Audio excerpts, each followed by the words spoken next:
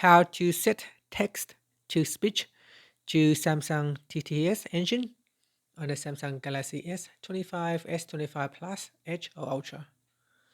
First, tap on the home button to return back to the home screen.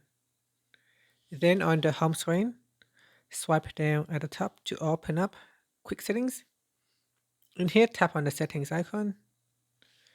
Now scroll down to the bottom and tap on accessibility. Then tap on TalkBack. Next, we go down and tap on settings. Now tap on text to speech. Then tap on the left hand side panel. In here, if it has been set to Google, you can then choose Samsung text to speech engine. Then tap on the back key.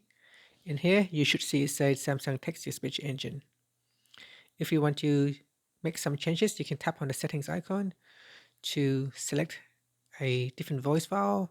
You can install voice data. So here you can install voice data. So select a voice package that you want to use. And from here, you can select a voice, and that's it. Finally, tap on the home button to return back to the home screen. And that's it. Thank you for watching this video. If you find it helpful, please like and subscribe to my channel for more videos.